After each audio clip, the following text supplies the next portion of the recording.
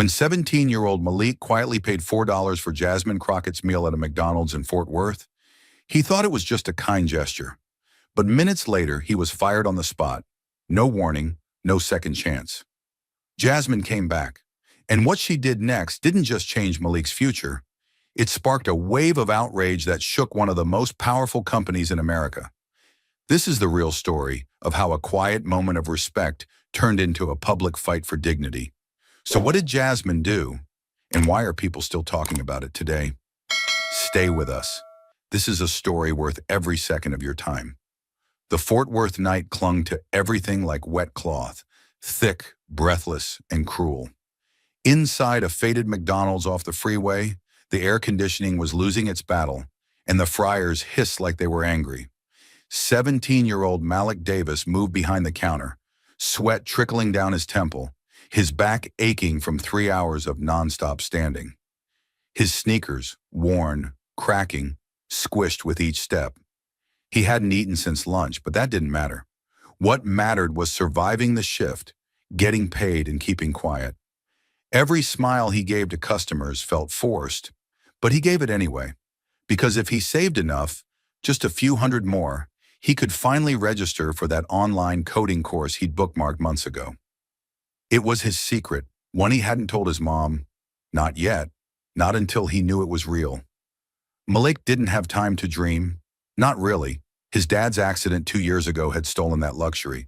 Since then, he'd become the man of the house, working nights, helping his little sister with homework, patching holes in a life that kept falling apart. Sometimes the injustice of it hit him like a wave.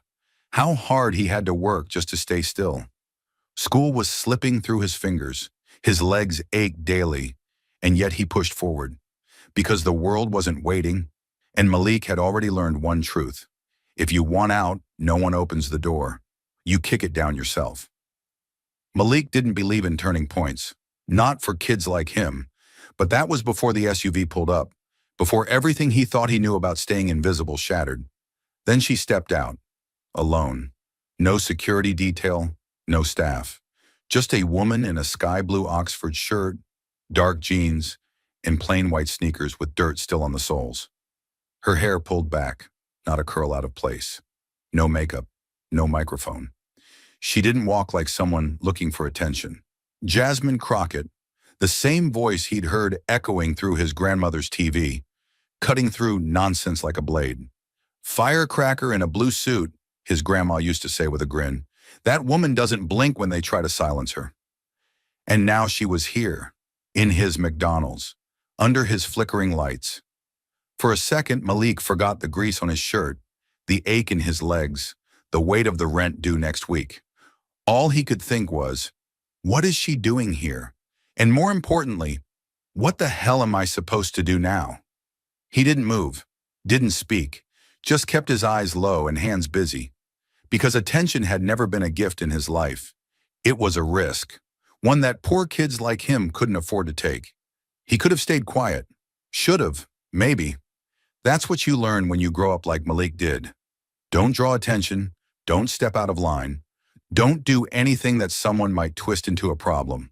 But watching Jasmine Crockett standing there in that worn-down lobby, ordering a McChicken and a sweet tea like she was just another tired soul in a city full of them, it did something to him.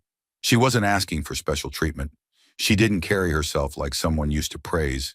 She didn't scan the room for cameras or nod like a celebrity waiting to be noticed.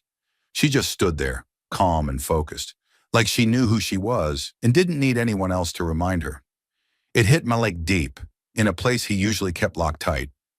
Maybe it was the way she spoke, soft, certain, like someone who'd been underestimated one too many times.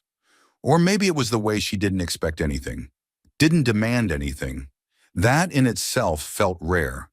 In a world where most powerful people walked into places like this expecting to be catered to, she stood in line like everybody else. That meant something. It meant everything. His hand moved without asking permission from his brain, into his apron pocket. The fabric was damp with sweat, and the bills were folded, creased, nearly torn at the edges. 4 ones he'd been planning to use for the bus ride home later in the week. He stared at them for a second, thumb rubbing the corner of one like it might come apart. This wasn't a stunt. This wasn't about impressing anyone. Jasmine hadn't even looked at him. That made it harder, not easier, because this choice was his alone. He couldn't blame it on pressure or circumstance. It was just respect. Quiet, ordinary, invisible respect. The kind his grandma said the world didn't recognize anymore. He stepped forward, heart pounding hard enough to drown out the fryer behind him. He leaned into the cashier, speaking low so only she could hear. "I'll cover it," he said. "For her." The cashier paused, eyes darting to the government badge on the plate outside, then back at Malik like she was waiting for him to smile and say he was joking. But he didn't. He just pushed the money forward. Creased, sweat-warmed, and real. It clung slightly to his glove. Every dollar in that stack had a purpose. And in that moment, so did he. Malik held his breath without even realizing it, eyes locked on the crumpled bills now resting on the counter. His fingers twitched at his side, still slightly sticky from wiping down tables all evening. He didn't move, didn't blink, didn't breathe. Time felt like it had frozen right there between the soda machine and the buzz of the fryers. And just when he thought the moment would pass unnoticed, Jasmine reached into her back pocket, pulling out her wallet like any other customer, like nothing unusual had happened. She didn't know. She had no idea. But the cashier did. She paused for just a second, then gently held out a hand to stop Jasmine from pulling the money out. "He already paid," she said softly, nodding toward Malik. Her voice was quiet, almost too quiet, but the kind of quiet that changes the room. Jasmine turned her head, confused, brows pulled tight. Her eyes followed the cashier's glance until they landed on him. Malik stood there, frozen like a deer in headlights, one hand gripping the side of the counter like it was the only thing keeping him upright, the other brushing nervously across his apron in slow, uncertain strokes. Jasmine looked at him for a long moment, then spoke. "You sure?" she asked, her voice calm, even kind. "You're working, baby. You didn't have to do that." She didn't say it like a lecture. There was no judgment in it, just something heavier, something that came from understanding, from experience. Jasmine knew, he could see it in her face. She knew exactly what a few dollars meant to someone like him, to someone working late, on their feet for hours, wearing gloves too tight and shoes too worn. Malik swallowed hard and looked up, just enough to meet her eyes. "My grandma watches you," he said, voice low but honest. "She calls you the fire lady in the blue suit. Says you speak truth, like people forgot how." He paused, unsure if he should say more. His heart was pounding so loud it drowned out the soda machine. "I just wanted to say thank you. That's all." He looked away, cheeks warm. The words had come out simple, almost too small, but they'd cost him more than people would ever guess. He didn't do things like this. He didn't open up to strangers, especially not to people who had real power, people who showed up on TV in front of microphones. But this moment didn't feel like TV. It felt like something else, something real. Jasmine didn't laugh. She didn't say anything for a few seconds that felt like a full minute. She just looked at him, really looked at him, like she was seeing not just a teenage fast food worker, but everything underneath that. The tired, the trying, the barely holding on. Then finally she smiled. It wasn't big. It wasn't for show. It was small, quiet, but honest, like she was handing him something no one else had given him in a long time. "Tell your grandma," she said softly, "that I'm honored to wear that nickname, and tell her she raised a grandson with a rare kind of strength." The words hit harder than he expected. They didn't float. They stuck. Deep. Jasmine didn't turn away immediately. She just stood there a few seconds more, watching him like she was trying to memorize his face. And then slowly she nodded, grabbed her bag, and turned toward the door. But just before she stepped out, she paused. Hand on the metal frame, eyes still warm. "Keep that smile, Malik," she said, her voice steady. "People like you. That's why I fight." Then she left. No big scene, no spotlight. Just the soft whoosh of the door closing behind her, like nothing happened. But something had. Something had happened, and Malik felt it, deep in his chest, like a knot that had been there for too long finally started to loosen. He didn't move. Not right away. The air around him felt heavier, somehow quieter, even with the background noise coming back to life. A customer stepped forward. Someone dropped a napkin. A fryer beeped. But Malik was still rooted to the same spot. Not because he didn't know what to do, but because for the first time in what felt like forever, he didn't feel invisible. Someone important had seen him, not as a number, not as a mistake waiting to happen, but as a person, a good one, and that hit harder than he could have imagined. She had said thank you, but not in passing, not because she felt sorry for him, not because of the food. She thanked him for the kind of thing no one ever noticed, decency, quiet, small, unshiny kindness. And for Malik, that was new. He'd gotten used to being the guy who kept his head down, the guy who got scolded for being late, but never asked why, the guy who carried the weight, but never got a nod for holding it all together.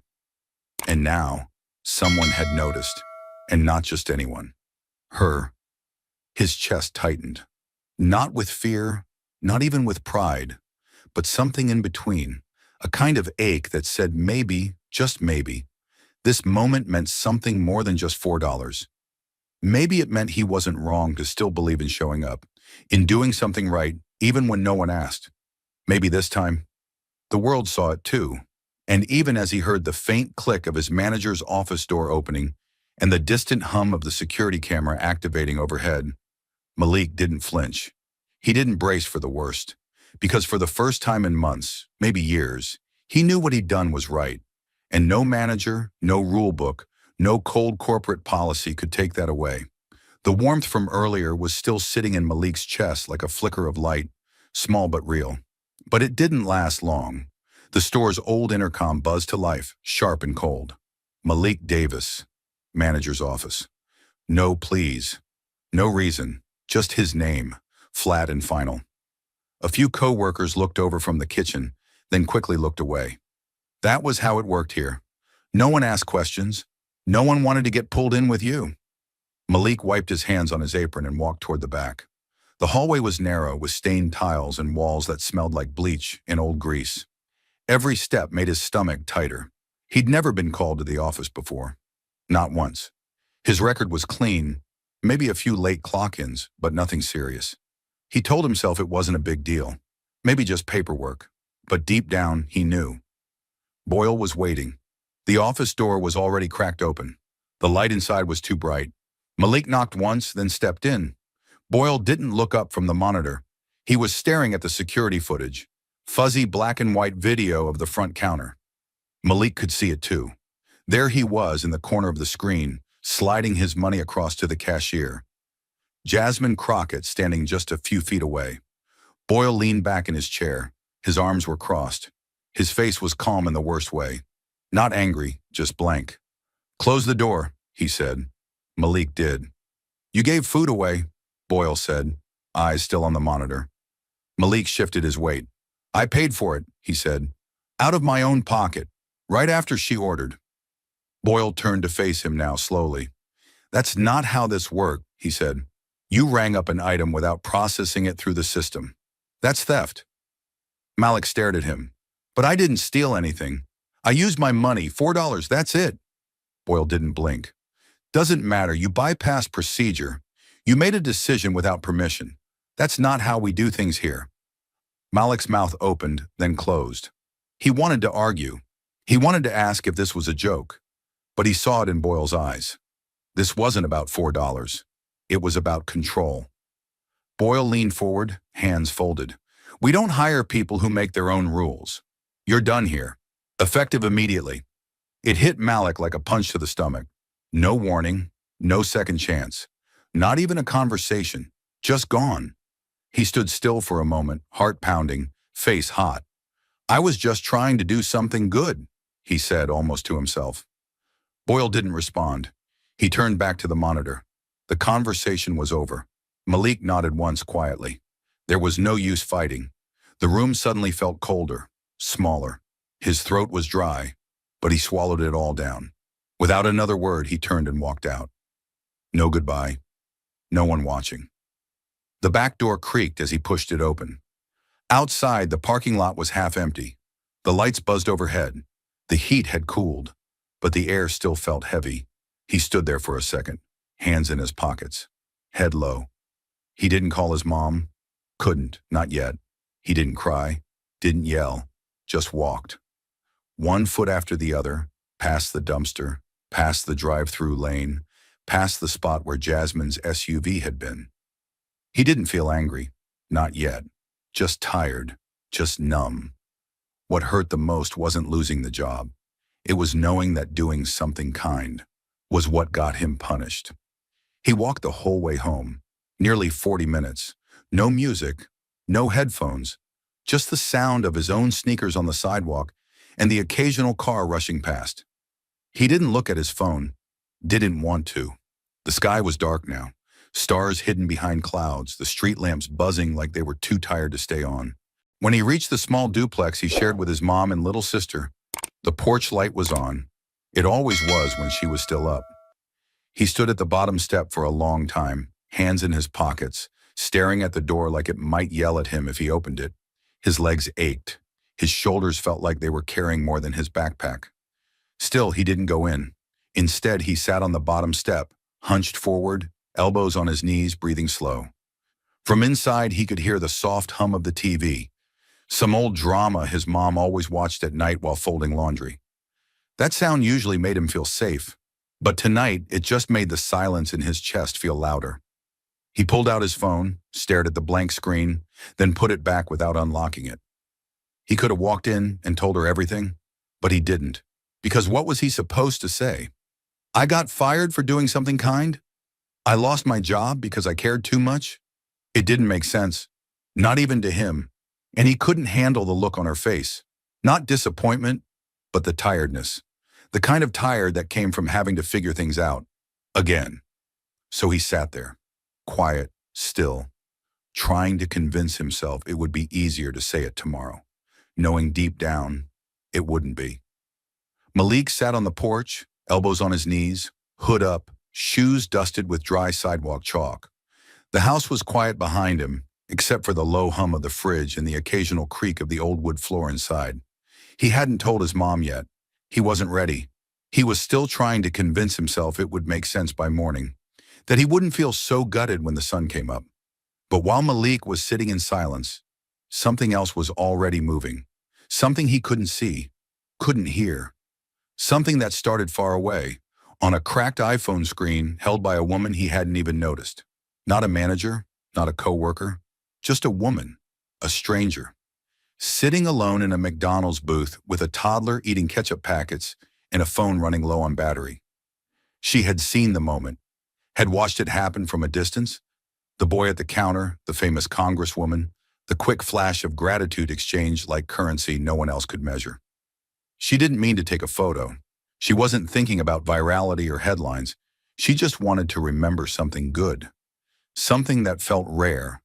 So she took the picture, blurry, off-center, Malik's face in half shadow, hands outstretched as he slid a sweet tea across the counter with a kind of quiet pride. Jasmine Crockett turning just as he pulled back, not even realizing what he'd done. One of those photos you don't understand until later, the kind that's more about feeling than framing. The woman went home, put her kid to bed, microwaved dinner, scrolled through her camera roll, stopped on the photo. Something about it made her pause. Then she wrote in plain, simple text, "This young man paid for Congresswoman Jasmine Crockett's meal out of his own pocket. Just heard he was fired for it." Unbelievable. She added a hashtag without much thought. Fired for kindness. And she posted it. That was it. Nothing fancy. No filter. No emoji. Just truth. And then, the internet lit up like dry brush in a summer field. It started slow, like most things do. A few retweets, some what replies.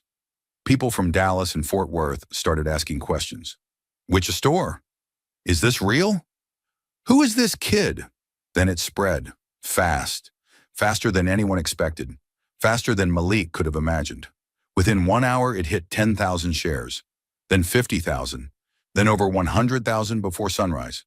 By lunchtime the next day, it had crossed 600,000 shares. But it wasn't just numbers, it was people. Real people. Sharing their own stories.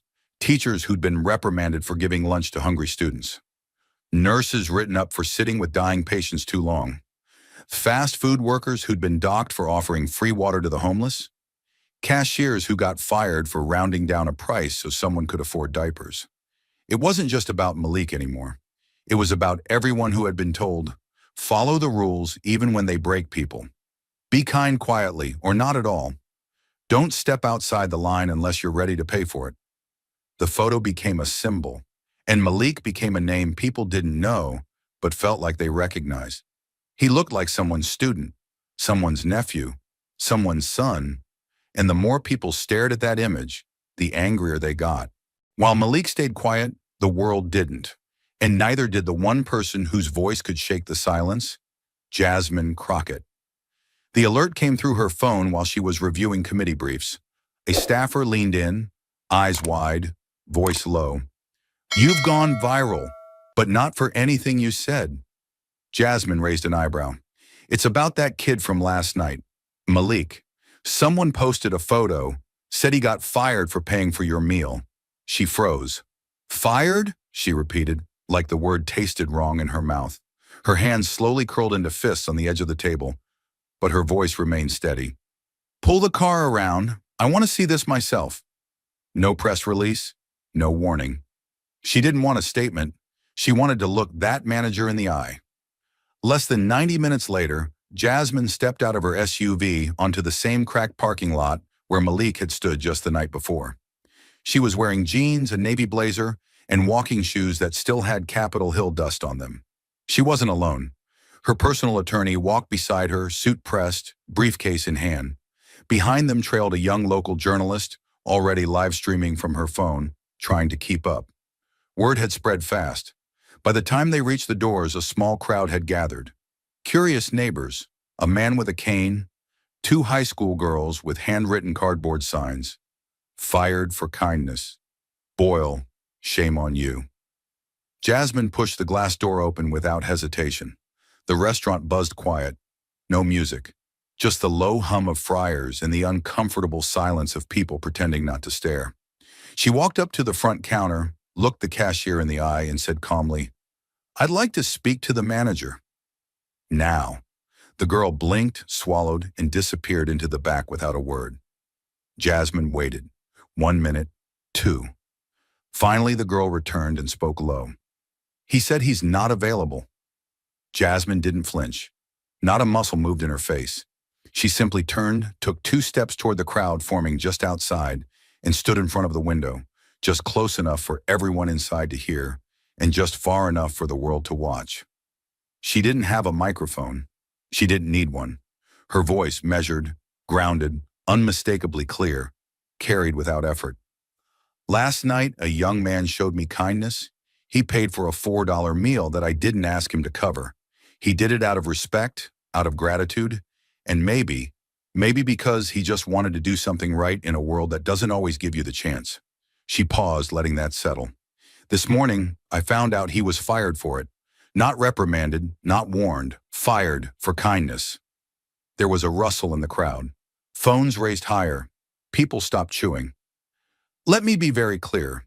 When a company decides that procedure is more important than people, when a worker can lose their job for showing basic human decency, that's not policy.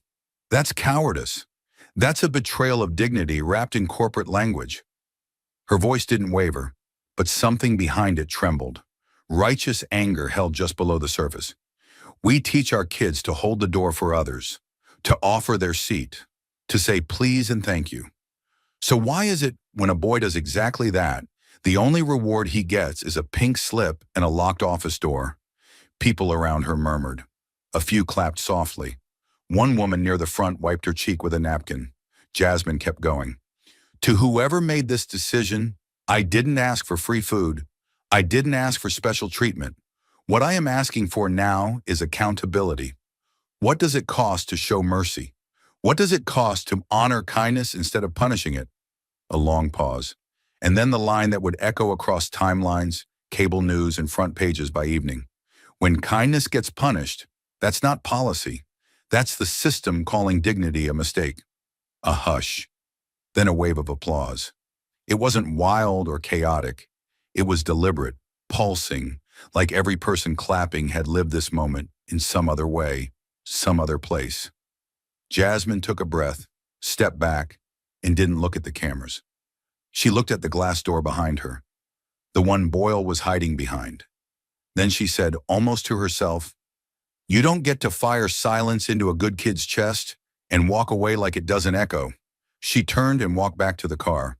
And inside the restaurant, nobody said a word.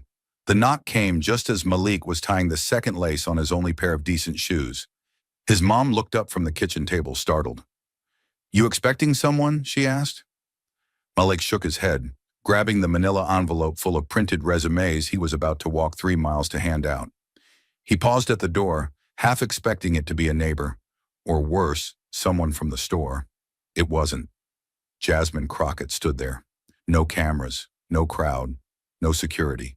Just her, wearing a gray hoodie, black jeans, and a crossbody bag slung like she didn't care how important people were supposed to dress.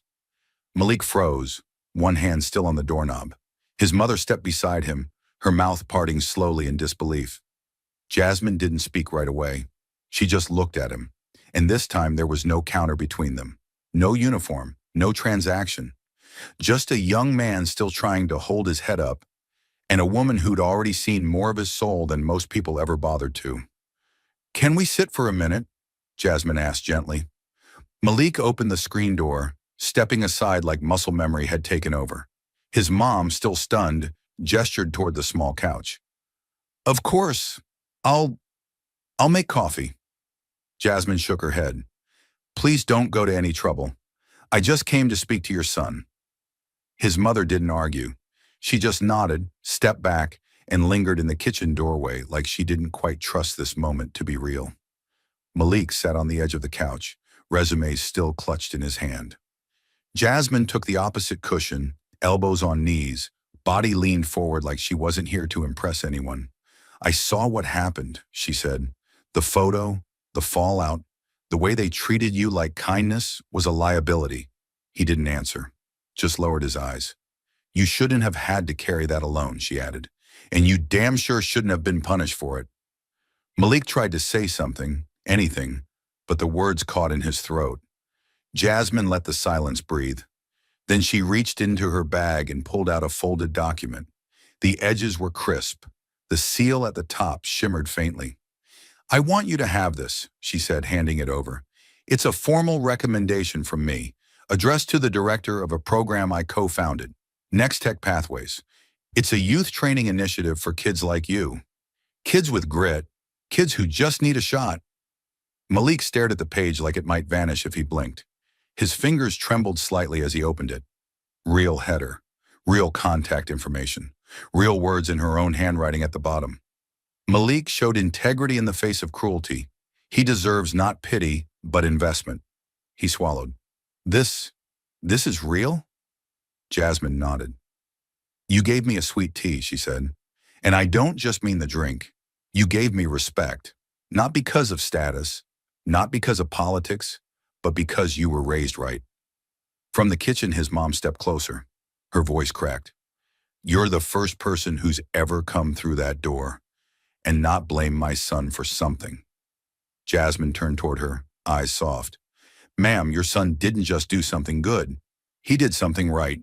In a world that keeps telling kids like him to shut up, follow orders, and survive, he chose dignity. That matters." His mother nodded, lips pressed tight. One tear broke loose, and she wiped it away before anyone could see. Malik looked up again. His voice was barely above a whisper. "But what if I mess this up? What if I'm not ready?" Jasmine leaned closer. "Then you fall, and we catch you. That's what support looks like. That's what this program is." He tried to smile but couldn't hold it steady. "Why me?" "Because," she said, "you showed more character in 4 seconds than most people do in a lifetime. That tea you gave me, that was a gift. This," she tapped the letter, "this is me returning the favor." Another silence stretched, but this one was full of something else. Belief. Then Jasmine stood up slowly, brushing the front of her jeans. I'll let you get back to what you were doing, but if you decide to take that letter in, there's a spot waiting for you. It's yours. He stood too. Straighter now. She took one step toward the door, then stopped. Keep your kindness, Malik, she said, turning slightly. You don't owe the world bitterness just because it gave you hardship. You owe it your truth. And with that, she was gone. The door clicked shut. Malik stood in the same spot for a long moment, eyes locked on the letter. Then his mom came over and wrapped her arms around him from behind, resting her head between his shoulders. You hear that? She whispered. She said it's yours. He looked down at the page again, thumb running slowly across the edge. And for the first time in a long time, Malik felt something settle in his chest that had nothing to do with fear or shame. It was hope. Quiet, solid, and finally, his. For the first time, Malik felt like his life was turning a page. But some pages don't stay turned. They get ripped right back by hands that never wanted you to rise. The center smelled like fresh paint and warm printer ink. There were no uniforms, no buzzers, no one-timing bathroom breaks. Just long tables, donated laptops, and instructors who called you by your name and didn't flinch when you made mistakes. Malik sat near the back, headphones on, learning the basics of Excel with his fingers stiff from years of sweeping floors instead of typing. He wasn't fast, but he was steady, focused, determined. In the second week, he created his first resume. It was short. Half of it was McDonald's. The other half was what Miss Latrice, the job coach, called character traits employers care about but never list. Like patience, like consistency, like working on your feet for 9 hours and still smiling at customers. Put that down, she told him. You earned it. By the third week, he was assigned a mock interview. He wore the same button-up Jasmine's team had given him. Sleeves still a little too long, but this time he stood straighter. He rehearsed greetings, learned to answer, "Where do you see yourself in 5 years?" without freezing. And one afternoon, the center director, Mr. Griggs, pulled him aside. You've got an interview, he said, smiling. Real one. Not a test. Company called Nexora. Mid-sized tech firm. They just signed a partnership with us. Malik blinked. Me? You, Griggs said. They're looking for entry-level support roles. Data entry, scheduling, help desk stuff. You've got a head for this. Malik tried not to smile too wide. Tried not to hope too hard. But the idea of working somewhere with air conditioning, somewhere with a break room instead of a mop sink, it lit something in his chest. 2 days later, Malik walked into Nexora's lobby with a folder of printouts and palms sweating through his sleeves. The building was modern, glass panels, LED signage, a receptionist who smiled too perfectly. He gave his name, was asked to wait. He did. 15 minutes passed, then 20. Finally, a door opened, and a tall man in a tailored blazer stepped out holding a tablet. He looked at Malik for just a second, long enough to register, long enough to recognize. Then his jaw tightened. You're the kid from Twitter, the man said flatly. Malik stood. Yes, sir, but No need to continue, the man interrupted. We're going in a different direction. Malik blinked. But the interview... It's canceled, the man said, already walking away. We're a company that avoids drama. We don't reward political attention-seeking. The receptionist glanced down, said nothing. Malik stood frozen in the middle of the lobby, folder still in hand, as if someone had hit pause. His face burned, not with anger, not yet, but with shame, as if he'd walked in with something wrong stitched across his shirt, as if being recognized was a sin. He didn't remember how he got outside, just that the glass doors closed too softly behind him. The sun hit his eyes and he didn't even squint. Just kept walking. That night he didn't go back to the center. He didn't answer texts from Mr. Griggs. Didn't respond to Miss Latrice's email. Just sat on the fire escape behind his apartment, watching the lights flicker on across the city, and wondering if this had all been a cruel detour, one long setup just to remind him of his place. Because deep down, he'd started to believe. Started to imagine that maybe, just maybe, this wasn't temporary. That Jasmine showing up at his door wasn't a fluke. that a training program in a button-up shirt meant something bigger than the block he was born on. But now he wasn't so sure. He whispered it to himself, a sentence too quiet to say inside. Maybe this was just a spotlight, not a path. He looked at the letter from Jasmine again, folded it, put it in his pocket. Not because he needed it, but because he didn't want to admit how much he still hoped it could mean something. And in that moment, sitting alone above a cracked alleyway in Fort Worth, Malik came this close to giving up. Malik was almost ready to walk away from it all. But just when the last bit of belief started to fade, someone knocked. Not to judge him, not to shame him, but to remind him who he really was. The knock came late in the afternoon, just as Malik was about to delete the last draft of his resume from the shared computer at the center. He hadn't been back for 3 days, but something in him had said try again, even if he didn't believe it would change anything. Outside the center's glass door stood a man in his 60s, gray beard trimmed close, wearing a light brown blazer that hung a little too big around the shoulders. He held a folded newspaper under one arm and a small envelope in his hand. When he stepped inside, the front desk volunteer gave him a polite nod and gestured toward Malik. The man approached slowly, like he wasn't sure what kind of reaction he'd get. "Malik Thompson?" he asked, voice low but firm. Malik turned, cautious. "Yeah, that's me." The man smiled gently. "Name's Arthur Lansing. I used to run regional operations for McDonald's. Retired now. Got out before everything started turning into spreadsheets and slogans." Malik blinked. "Okay. What can I do for you?" Arthur unfolded the newspaper and laid it on the table. It was the Dallas Morning News. A small headline near the bottom read, "Fired for kindness. Teen story sparks conversation around corporate ethics." Below it, a blurry photo of Malik's back at the McDonald's counter, handing over a sweet tea. "I read your story," Arthur said, "twice, and then again this morning. And I'll be honest with you, son. After 30 years in that system, I thought I'd seen it all. But you reminded me why I loved that job in the first place. You made me remember that we weren't just feeding people. We were serving humans." Malik didn't know what to say. He'd been told he was a mistake, a headline, a liability.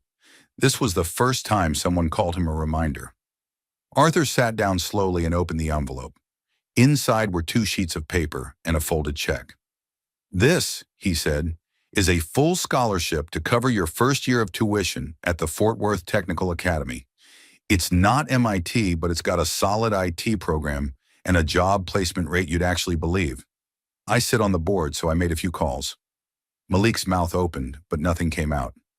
"And this one," Arthur lifted the second page, "is a letter of recommendation from me to a small IT startup just outside of Dallas. 6 employees, real people. One of the last places I know where character still matters more than clout. I told them you're green but worth the bet. They want to meet you next week." Malik stared at the papers, his hand trembling just slightly. "Why are you doing this?" Arthur leaned forward, voice quieter now. "Because you didn't do what was easy. You did what was right. And people like you are the reason I stayed in that business longer than I should have. I can't fix the way they treated you, but I can make damn sure that's not how your story ends." Malik nodded slowly. It wasn't pride in his chest. It was disbelief turning into gratitude so fast it felt like it might break him. He stood, extended his hand. Arthur took it with a grip, both strong and steady. "You start Monday," he said, "but not behind a counter. You'll be setting up machines, fixing systems, getting your hands on real tools that can build something." Malik exhaled, a long breath he didn't even know he'd been holding. "I won't let you down." Arthur smiled. "You already didn't." That Monday, Malik walked into the 1-story brick building with a backpack full of notebooks and a second-hand laptop in his arms.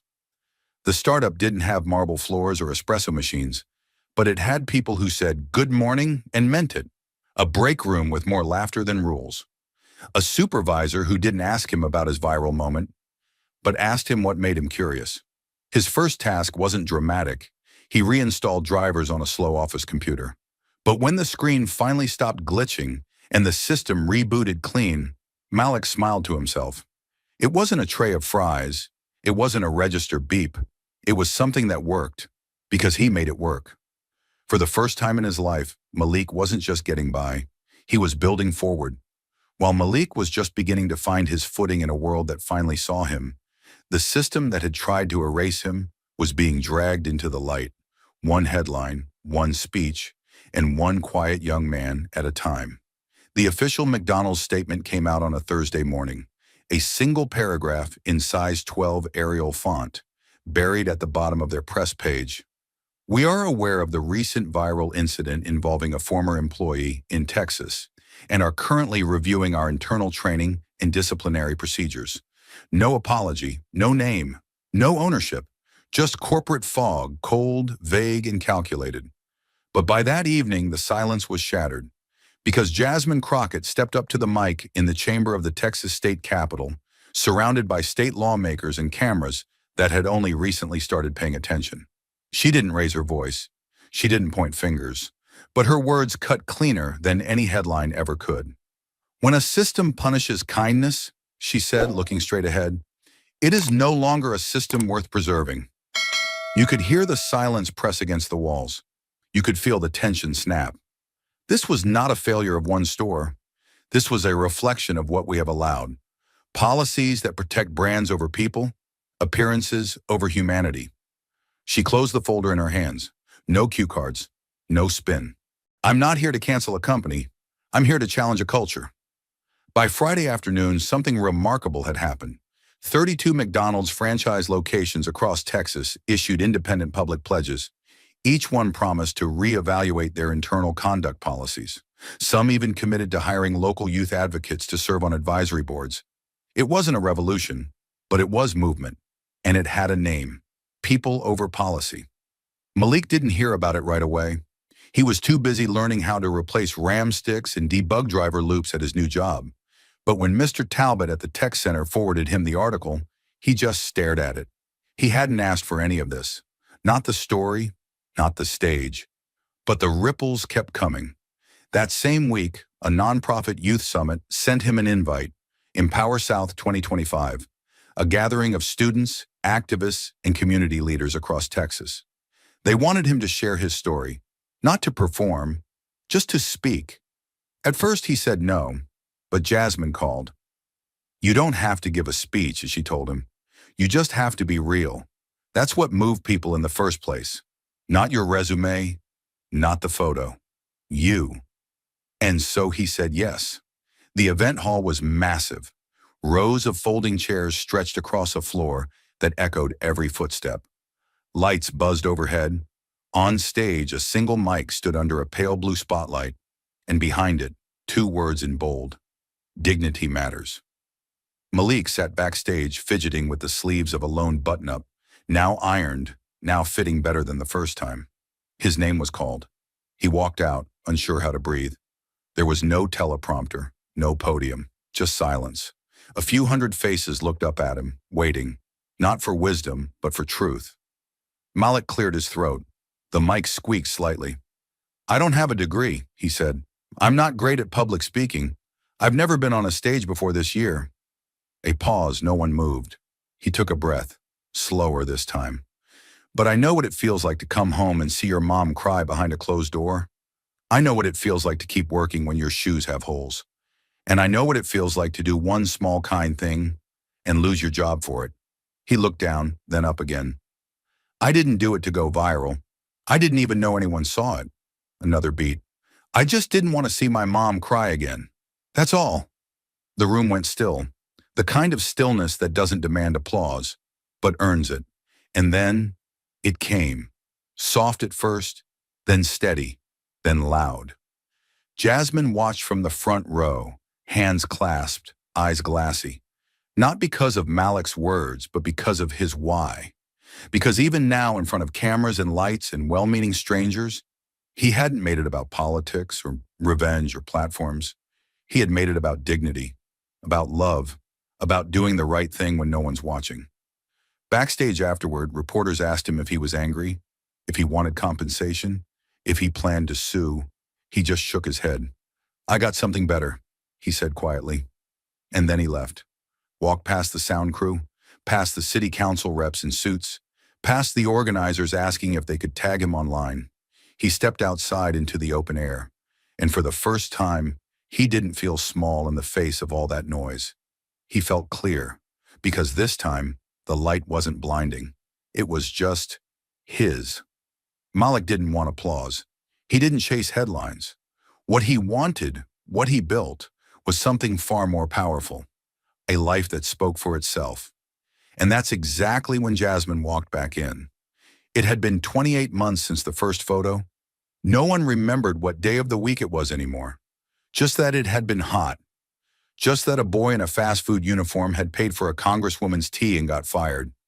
Just that somehow, from that moment, something shifted. Quietly, permanently. Now Malik wasn't a headline. He was a rhythm. He clocked in at 8 a.m., sharp to a small but growing startup that actually said thank you when he stayed late. He repaired networks and installed software, managed chaos like a pro. His name tag no longer hung from a polyester apron. It sat on an office door. Malik Thompson, tech coordinator. Once a month he took off early, not for himself, but to give back. The center on Jefferson Street had an after-school tech lab run by volunteers. Malik wasn't flashy with it. He just showed up, fixed broken machines, taught kids how to build code that didn't crash. And every once in a while, a parent would thank him. Not because he saved their kid, but because he saw them, because he remembered what it felt like to be invisible. At the annual Youth Innovation Expo in Fort Worth, Malik had no plans to speak. He was just there to support 3 high schoolers from the center who were presenting a phone app that tracked Wi-Fi hotspots for students without internet at home. He wore a hoodie with the startup's logo, carried a backpack with spare chargers and duct tape, and kept a granola bar in his pocket, just in case. But then the organizers spotted him, asked for a photo, a short quote, a few words on what had changed. Malik obliged, but only with one condition. Make it about the kids, not me. He was helping one of the students reconnect a loose HDMI cord when someone said her name. Congresswoman Crockett just arrived. He didn't look up at first, but a familiar hush followed the name, a kind of reverence, not out of fame, but force. The room shifted in temperature. People stood a little taller, moved a little faster. Jasmine Crockett walked into spaces like she carried both the storm and the shelter. And when she saw Malik, her expression changed. Not surprise, not awe, just warmth. She walked up without cameras, no press, just presence. You didn't return my last email, she said, mock stern. I was busy fixing a network crash, Malik replied, smirking. Saving the world one bug at a time? Trying. They stood side by side, watching the students. I'm proud of you, you know, she said after a moment. He nodded, then looked away. Thanks. Then came the question. Quiet. Heavy. Do you think you know why it all happened? Jasmine asked. Malik didn't answer right away. He just looked around the room. At the girl in the corner who once told him she didn't think computers were for people like her. At the boy with headphones who had trouble speaking but could write code that sang. Then he looked back at Jasmine. His voice was low, even. Maybe it happened to remind people that in a world where everything feels loud and complicated, a cup of tea still matters. Jasmine didn't speak, so he continued. It wasn't about charity or pity. It was about seeing someone, saying, I know who you are and I respect you. Even if I don't have much, I can still give something. And when that gets punished, that's not a policy. That's a sickness. His jaw clenched slightly, but his hand stayed still. And maybe that's why it went viral. Because deep down, people aren't numb. They're just waiting for a reason to feel again, waiting for someone to remind them that kindness still exists and that it can change something. He met her eyes. Even if it starts with 4 crumpled dollars in a hot kitchen. Jasmine exhaled slowly. You've become dangerous, she said with a small smile. I hope so, he said. The good kind. They both laughed. Then she asked, Are you still doing the mentorship hours? Every Tuesday. And why do you keep showing up? Malik didn't hesitate this time. Because I remember what it felt like to be 17 with nothing but duct tape shoes and a dream no one believed in. I remember thinking just once, I'd like someone to tell me I wasn't crazy for dreaming. And now I get to be that someone." He paused. "Besides, I've got students now who've never heard the name Boyle. But they've all heard what a free tea can do." Jasmine looked at him with a kind of reverence few people ever receive while still alive. "You've turned that moment into movement," she said. Malik nodded, then tilted his head.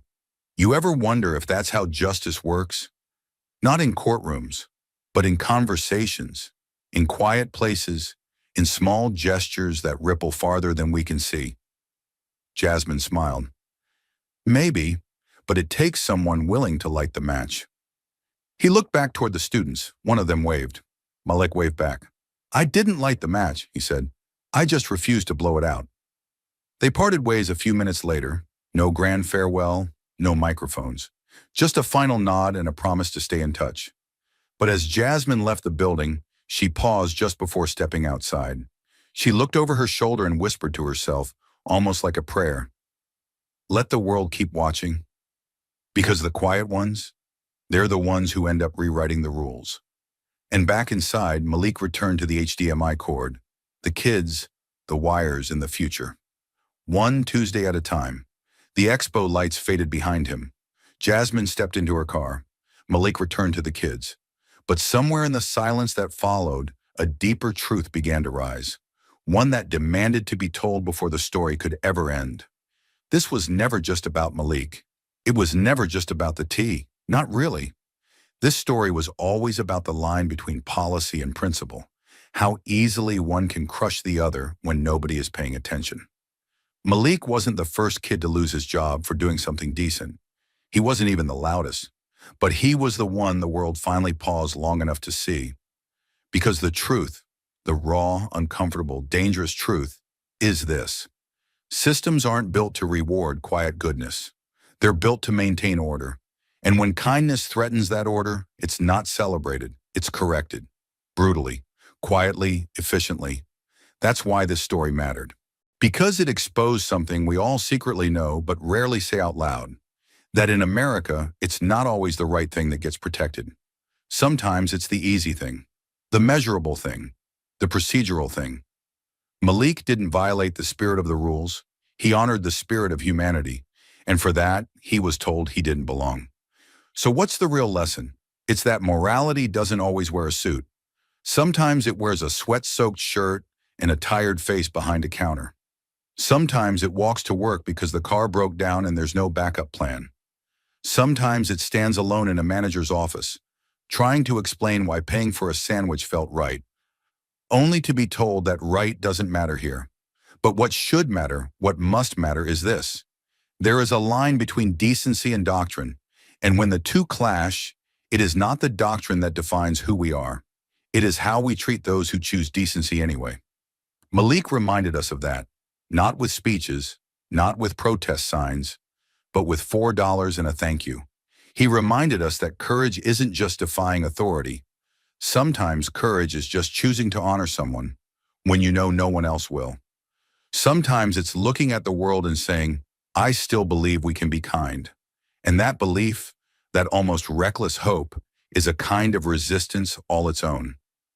But what turned Malik's act into a movement wasn't the tea. It was what followed. It was the silence that thundered too loud to ignore. The corporate statements that came too late. The viral hashtags that weren't asking for apologies. They were asking for change. And then it was Jasmine Crockett. Not because she swooped in to save the day, but because she listened. Because she used her voice not to amplify herself, but to shield someone else. That's another lesson worth remembering. Power isn't what you hold, it's what you protect. And Jasmine chose to protect Malik, not because he was exceptional, but because he was exactly the kind of person this system forgets too easily. Young, black, broke, and honest.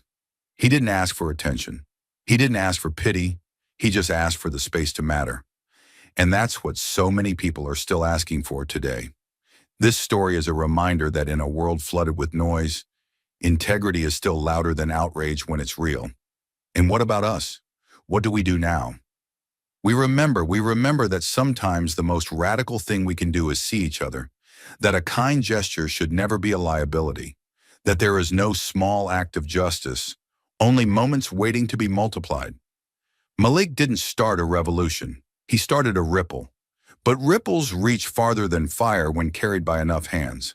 So the next time someone tells you to keep your head down, to follow the rules, to not feel too much, remember Malik. Remember a 17-year-old kid in Fort Worth who didn't have much, but had enough heart to say, "This one's on me." And if that doesn't shake something in you, then maybe it's time to ask what kind of system we've built that sees a $4 act of love as a threat and not a lesson. Because in the end, it wasn't about sweet tea, it was about bittersweet truth. And the truth is, justice doesn't always arrive in courtrooms. Sometimes it walks in through a drive-through window, quiet, tired, and wearing someone else's name tag. And still, it dares to smile. Malik's story didn't end in a courtroom or on a news ticker. It lived on, in break rooms, classrooms, and kitchen tables, passed quietly from person to person, like a reminder too sacred to forget. And now it's on you. So ask yourself, what would you have done in Malik's place? Would you have paid for the tea and risked your job? Would you have stayed silent after being fired? Or spoken up, knowing it might make you a target? Would you have believed that a $4 act of kindness could change the entire direction of your life? Because that's the point. This story isn't just Malik's, it's ours. It belongs to every person who's ever followed the rules and still been punished. Every teen who's done the right thing and been told it wasn't enough. Every worker who chose kindness and got written up instead of thanked. This system was built to reward compliance, not courage, and that has to change. We live in a time where algorithms decide what stories matter, where silence is safe and speaking out is expensive. But Malik didn't have a platform. He didn't have a camera. He had a moment, and he used it. Not for himself, but for someone else. That's real courage. And it's time we build a world that honors it. So here's what you can do, right now. If you've ever worked a job where you were told to just follow policy while your heart screamed for something better, speak up. If you know a young person like Malik, quiet, humble, full of fight, mentor them. If your company punishes kindness and calls it professionalism, challenge that culture. One conversation, one policy, one decision at a time. Don't let this just be a feel-good story that fades with the scroll. Let it be your signal to act. Call your HR departments. Ask them, do we punish integrity when it's inconvenient? Ask your schools, are we teaching kids how to follow or how to lead with compassion? Support local youth centers. Donate to mentorship programs. Share Malik's story, not for the clicks, but for the change it demands. And above all, remember this. Every system that seems too big to challenge started as a rule written by people just like you, and that means it can be rewritten. Justice doesn't need permission to begin. It just needs people brave enough to believe that a small act done in truth is more powerful than 1,000 empty policies. So the next time you see someone choose kindness over comfort, back them up, amplify them, protect them. And if that someone is you, then don't stop. Don't let fear make you small. Let this be your moment, because the world doesn't change through grand speeches. It changes when one quiet voice says, "This one's on me," and refuses to be punished for caring. So take the story, carry it forward, not because it's easy, but because it's right. Thank you for watching until this moment, and for standing with us on this journey for justice. Your support means everything. Like subscribe and turn on notifications so you never miss what's next. And we'd love to hear your thoughts. Leave a comment below and let us know what moved you most in this story. Together, our voices make a difference.